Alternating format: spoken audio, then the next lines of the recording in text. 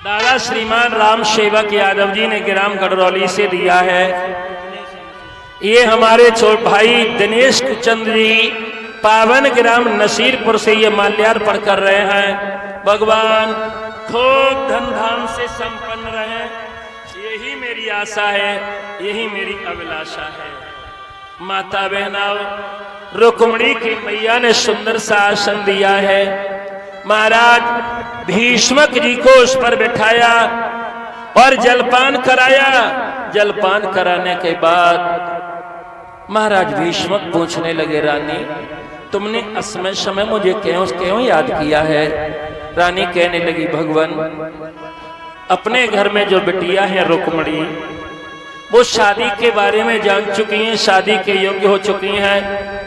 आज रुक्मिणी ने शादी की परिभाषा बताई कि जन्म जन्मांतर की भटकती हुई दो आत्माओं के मिलन को मैया विवाह कहते हैं। अब बेटी सयानी हो गई है, कर्ज को, मर्ज को, फर्ज को, कुंवारी कन्या को अधिक नहीं रखना चाहिए। कहीं अच्छा घर भर तलाश करके बेटी के हाथ पीले किए जाएं। राजा भीष्म कहने लगे, रानी तुम्हारा विचार बड़ा उत्तम है, मगर मेरे जो 4-5 बेटा हैं, उनके पैर के जूता की लंबाई और मेरे पैर के जूते के नाप एक हो चुका है। वो अब हमारे पुत्र नहीं, वो हमारे मित्र हो गए हैं। कल में कचहरी में जाकर के दूर दराज से मान भाव आते हैं, उनके बीच में, व पुत्रों के बीच में मैं रुक्मिणी के बारे में घर की तलाश करेंगे।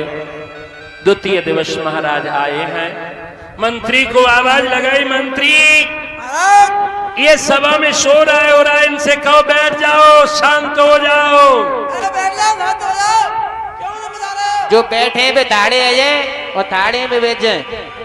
इनसे कहो हमारे महाराज कुछ स्पेशल बात कहने जा रहे हैं। खड़े हो गए भीष्म जी, कहने लगे सभा में, हिंदी बोलो, हिंदी में। सभी उपस्थित हमारे मानभाव, हमारे 5 पुत्रों, मेरे घर में एक बिटिया है जिसका नाम रुक्मिणी है, वो शादी के योग्य हो चुकी है। किसी की नजर में अच्छा घर भर हो तो हमें बताओ। तीसरे नंबर का बेटा रुकुमरथ खड़ा हो गया, कहने लगा पिताजी को प्रणाम हो। एक हमने घर देखा है द्वारिका में, कन्हैया है, उनके साथ अपनी बहन का विवाह कर देंगे, बहुत अच्छा रहेगा। भीष्मक जी कहने लगे, रुकुमरथ तुमने बहुत अच्छा विचार बताया है। वो द्वारकाधीश अगर मेरे दामाद बन करके आएंगे तो मेरी जिंदगी में 4 चांद लग जाएंगे। बहुत बढ़ुआ। तब तक बड़ा बेटा रुकुमपाल खड़ा हो गया। रुकुमपाल आयुष्मान भव बेटा, बोलो अभी ये दोनों में क्या चर्चा हो रही थी? तुम्हारी बहन रुक्मिणी के विवाह की बात है। कौन बताया? इन्होंने तो द्वारकाधीश कृष्ण बताए हैं। ले सुनो महाराज, गणित में मत बोलो, शुद्ध हिंदी में बोलो। गणित में कल तुम संस्कृत बोले हो, सिख दोनों, आज मैं तो बोल रहे हो। और महाराज ये समझ आए दो न, बेले तो तुम्हारा भारी है जाएगा, तुम शुद्ध। रुकुमपाल ये रुकुमरथ बता रहा है कि कन्हैया तेरा बहनोई बन जाए तो उत्तम रहेगा। हाँ हाँ, अरे लड़ने लगे तुमने कोई अपनी बहन के लिए विचार किया है? विचार किया है। कौन है वो? वो लड़का है, वो भी अति उत्तम है, बहुत सुंदर है। अच्छा, बड़ा पैसे वाला है, पैसे वाला, गाड़ी घोड़ा वाला है। अच्छा, वो भी अगर आप विकलांग है। अरे अच्छा बड़ा बता। हमारा रिश्तेदार हाँ, कौन है वो? मेरा साला। तुम्हारा साला शिशुपाल? और क्या? रुकुमपाल ओए, तुम्हें शर्म नहीं आई? आएगी। उसकी बहन तेरे लिए है, तू अपनी बहनों से देगा। तो क्या हो गया? जब उसने अपनी बहन मुझे दे दी तो मैं दे रहा हूं, क्या तकलीफ हो रही है? रुकुमपाल ठीक है मोदी। अगर मुझ पर बुढ़ापा न होता तो तेरी जीभ को काट के जमीन पर डाल लेता कमीन। आप भी हमारे पिता ही होते।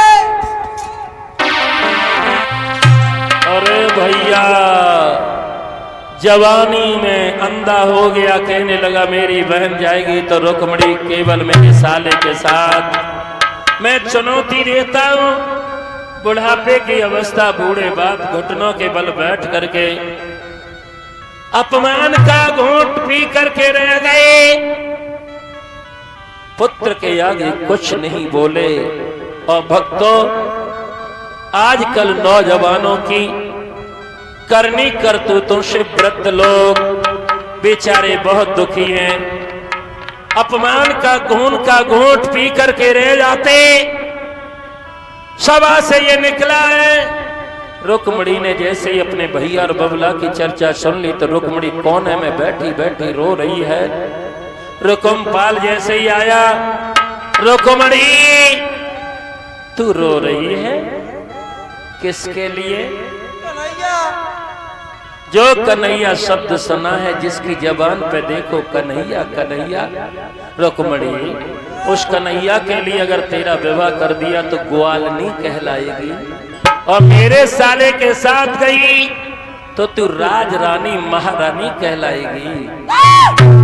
रुक्मणी कहने लगी नहीं भैया, तुम्हें नहीं मालूम है, तुम अनर्थ करने के लिए जा रहे हो। जहां तुम मुझे रानी बनाने के लिए जा रहे हो वो रानी नहीं, मैं तो दासी भी नहीं रहूंगी। और हिलकी भर के बोली है,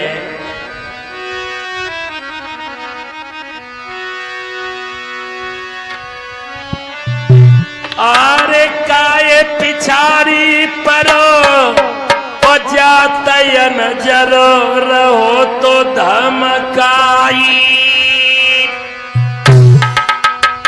और कौं शेर की आय शिकार रे श्यार ने न खाई।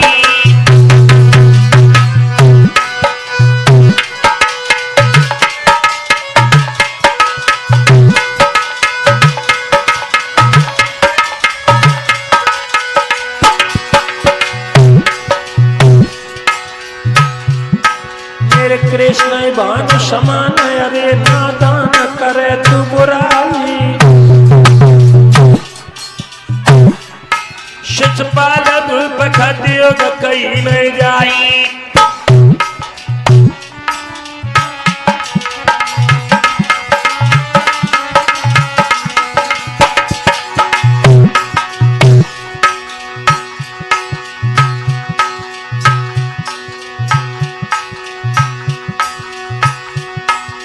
कोने पाले बाल पपैया, कोने पाले पपैया मोरा,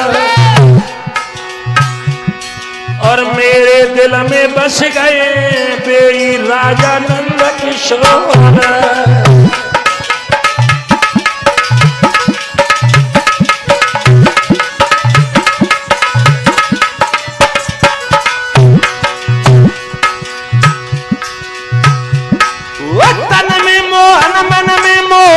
मोहन में बस पेरा, और हाथ जोड़ के रुक्मणी बोली भैया सुनो लगा के ध्यान।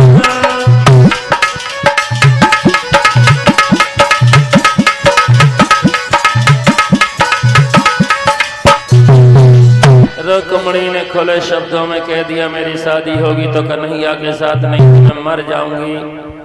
और माता बहनों, शिषपाल और रुकुमपाल ने भी धमकी दे दी तेरी डोली जाएगी तो मेरे साले के साथ, अन्यथा तू महल में कुंवारी जिंदगी गुजारेगी। अब रुक्मणी का भैया तो चला गया और रुक्मणी ने आंगना में रोए वो प्रारंभ करो।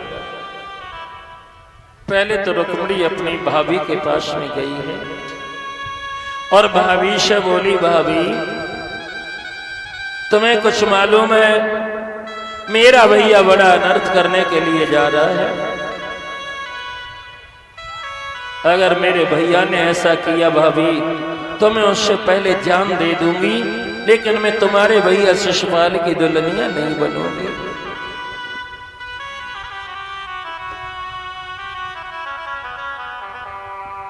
अब रुक्मणी ने भाभी से कही भाभी अगर शाम को भैया आए तो उन्हें समझाइयो और उनसे एक बात कहियो भाभी तुम इतना बड़ा अनर्थ क्यों करने के लिए जा रहे? शिशुपाल आज तक तुम्हारे पैर छू रहा है, कल अपनी बहन देकर के क्या तुम उनके चेहरे छुओगी और तुम्हें भी अच्छा लगेगा? भाभी भाभी कहने लगी आने दो शाम को, मैं उन्हें खुले शब्दों में समझाऊंगी, ऐसा कैसे होने दूंगी।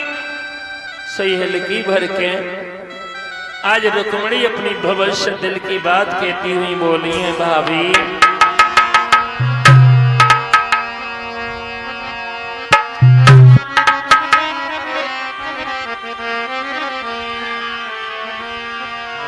के मैं तो जहर खाए के मर जाऊंगी, घर से भाग जाऊंगी। मैं तो जहर खाए के मर जाऊंगी, घर से भाग जाऊंगी। मैं तो जहर खाए के मर जाऊंगी, घर से भाग जाऊंगी।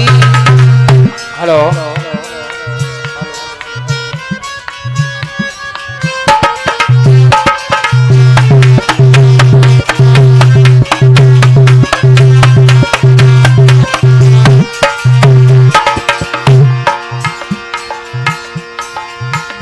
शिशुपाल दुल्हा बन के आई है, शिशुपाल दुल्हा बन के आए, शिशुपाल दुल्हा बन के आई है, शिशुपाल दुल्हा बन के आए। मैं तो मार कटारी मर जाऊंगी, घर से चली जाऊंगी। कटारी मर जाऊंगी, घर से भाग जाऊंगी। मैं तो मारे कटारी मर जाऊंगी, घर से भाग जाऊंगी।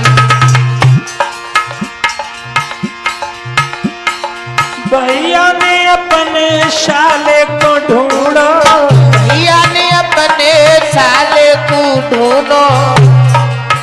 दुनिया में कहीं हमारे लिए घर नहीं मिला है, कैसे मेरे भैया की अकल कट गई। भैया ने अपने साले को ढूंढा, भैया ने अपने साले